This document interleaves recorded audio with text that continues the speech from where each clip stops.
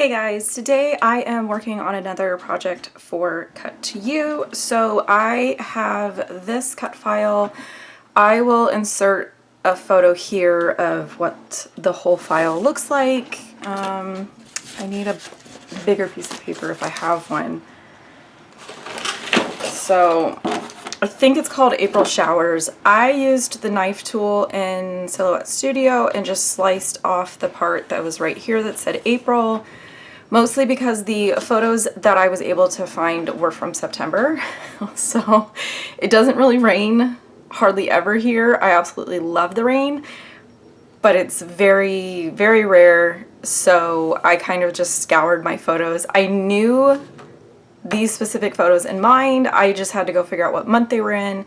And then when I when I dropped this into Silhouette Studio and traced it, was when it dawned on me that it said April. So I figured that I would just cut that off, and I'm just going to use some thickers and spell out September because that's when my photos are from. And I just wanted to share that because anytime I modify one of Gwen's files, I like to tell you how I did it and why I did it. And then I think this is the only one that I'm going to use. Sometimes I do like to combine different cut files. Today I'm kind of just feeling quick and simple. So before I cut the pieces to back these, I just kind of wanted to share my thought process. You guys overwhelmingly have commented that this, for whatever reason, helps you guys or you find it interesting. So for videos using her cut files, I'm going to continue to do that. And I am going to warn you that the lighting today sucks. I've got my filming lights on, so there's a ton of glare. I apologize. I know that bothers some of you. I'm working with what I've got today. So I went through and I pulled my 4 photos, cropped them into 2.5-inch squares, and then I just kind of butted them up together with, this is literally 3 arrow spaces. So like when you're in Photoshop and you drop your photos together, they automatically like touch. So I just click one and I literally hit the arrow key on my keyboard 3 times over, and this is just a quick kind of DIY photo collage. I'll insert a link up here in the eye for a video that I showed kind of how I do this in Photoshop. So if you want more information on that, look up above. I'll link it down below in the description as well. Now, on brand for me with working with her cut files, I tend to go with the cut files that just spark interest for me when I'm scrolling through the store. And I never really think about supplies and photos until later. And lately it tends to be things that I don't necessarily have like a specific collection for. But to me, it's rain. I can kind of pick anything. I went to my 6x6 paper pads because I thought I had one that was kind of not rain, but spring. And again, this is not spring photos, but this is where my mind takes me. So I found this garden party one from Pebbles. This is super old, 2013, doesn't bother me. And I like the colors, and I like the fact that there are things like the umbrellas to kind of lean into my theme. I haven't really looked too closely through here, but you guys know me. I'm going to be looking at things like this. I'm going to be looking at B-sides, and then I am going to probably just dig through my scraps, which, nobody cringe. This is how I keep my scraps. Yes, it's horrible. Yes, I need a better solution. Comment down below if you have a better solution for me. I think I'm just going to dig through here and kind of pull out more B-sides and more generic patterns. Like I'm going to pull that one just because it's there and it's catching my eye. This is what I like to do, especially for backing cut files, is to just go to my scraps and find B-sides.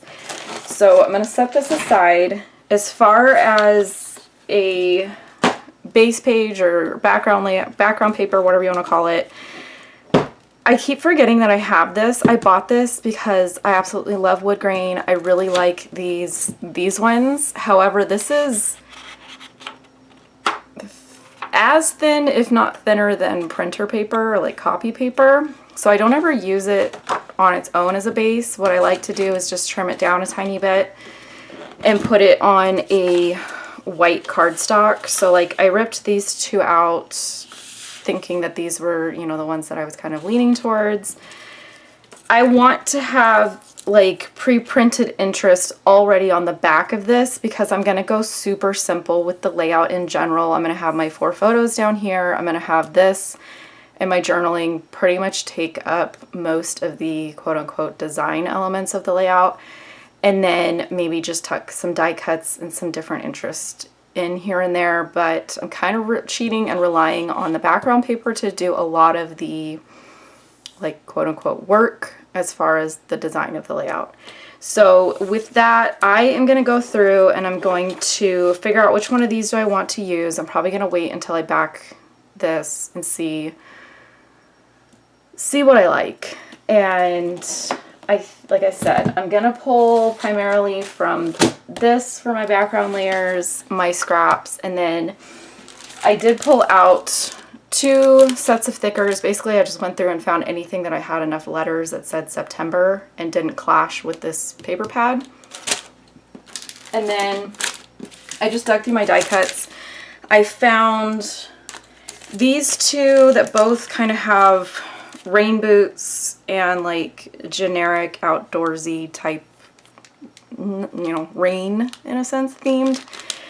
And I also had this one that just has a couple pieces left that was sort of slotted to go in my leftover binder, which I'll probably pull my leftover binder out as well and just see if there's anything in there that I can kind of make use of. And again, this is going to be one of those ones where I have a very loose idea of what I want my end result to be, but I'm just going to kind of let the layout steer me and figure out where we go from here. So with that, I'm going to skip ahead to the sped up process and take you guys along. So per usual, I went ahead and figured out what pattern papers I wanted to back behind my letters, and a lot of times this is how I will do it. I will just kind of line up my papers so I can visually see what they're going to look like together. I ended up pulling in a couple different pattern papers that were sort of a pinkish orangey color and like some aquas. And my personal preference is to mix patterns where they're not all like sized the same, they're not all polka dots, they're not all stripes, that kind of a thing. I also backed the umbrellas with it as well, and I ended up doing just using a pencil and scissors to back them because I did not save my work in my Silhouette Studio program, so my cut file, I was not going to be able to, you know, trace it and have it be the exact same size. So it wasn't a big deal to me to go ahead and just hand cut the backing pieces. Now I did go ahead and decide to use this blue sheet that I had showed in my intro. I went ahead and trimmed it down, so I've got maybe like a 3/8 inch of a frame of the white cardstock showing. This is something that I personally prefer if I'm going to use, you know, cardstock to make a thin paper more sturdy. I want to see the edges of it. That's just something that I like. And then because I had a little bit larger of a frame than I would normally do, I grabbed my scoreboard and a stylus and I flipped the paper upside down and I just make lines. Like when I flip it over, it's going to be more of like an embossed line. I think it just adds a little bit more interest and it just kind of, to me, gives it a little bit more of like a finishing touch for the frame. I mentioned in the intro that this layout is going to be what I would call pretty, I don't want to say basic, but more just simple. I'm kind of allowing for there to be a lot of like open space or breathing room on the layout. I'm really wanting a lot of that background paper to kind of show through and have its own sort of design element. From there, I went to my leftover binder first just to kind of see if there was anything in there that I could go ahead and pull in. I like to try to do that, especially on layouts where I'm doing like an intentional stash dive. It kind of makes me feel a little bit better about saving these things. Most of the stuff in my leftover binder is just a big mismatched, jumbled mess of different things. So they're not going to mix and match together. So I don't know how to explain it. I like to just go there first and kind of see if there's anything I can use. From there, anything that I've kind of already made decisions on placement, I will go ahead and glue down so that it's not moving around on my desk. And I tend to keep my adhesive to the center of the piece so that I can tuck things behind it if I need to. And then I ended up going and cutting some of the frame pieces that were on the top of the letter H and the letter W. It was bugging me because I had sliced off the word April. That line was still there. So I went ahead and just used my scissors, cut it off, and it made it look a little bit more like this was the intended shape for the cut file. And then, like I mentioned in my intro, I was a little bit limited on which thickers I had that the color would have matched, and I had enough of the letters left to spell out September. I probably could have gone, fall showers, autumn showers, school showers. I could have gone anywhere else, but I think because the cut file originally had a month name on it, my brain was sort of stuck on that, and so I wanted to kind of stay with that.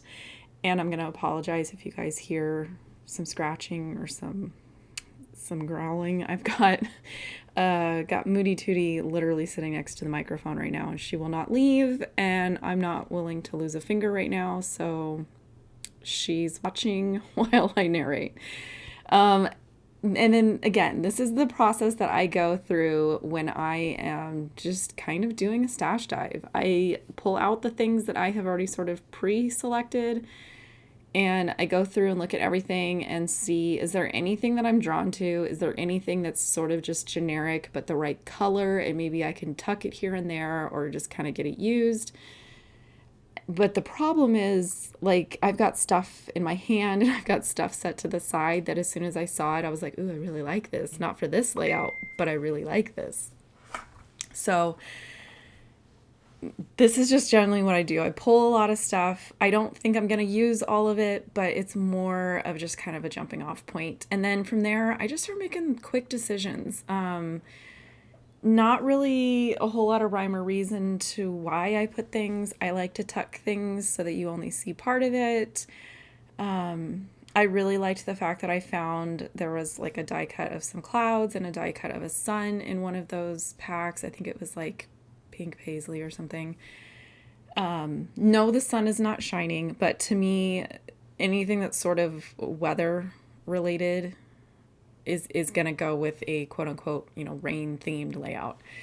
And I didn't use a ton of embellishments. I mean, you can see out of all the things that I pulled out and stuck to my mat, I maybe used a third of it.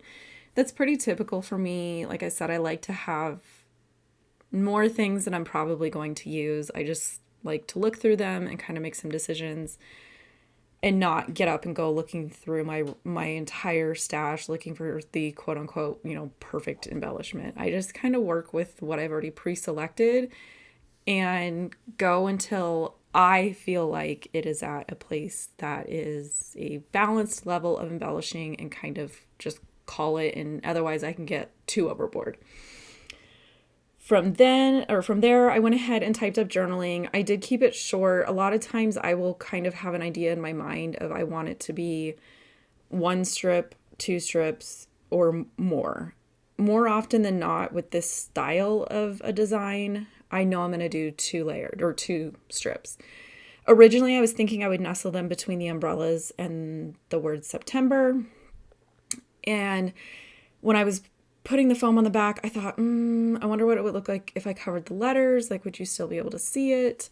I don't think that's something that I normally do, is put journaling across the title. But in this instance, I actually liked it. I just made sure that there was enough gappage, that's not a word, gappage, to where you can still see the pattern papers and the colors kind of popping through, and you can still obviously read the word. At this point, I have zoomed in way too far. I did go ahead and stamp the date on that lower corner, and then I grabbed some Nuvo drops. They're like a translucent blue. They are, because somebody's going to ask me, Sea Breeze.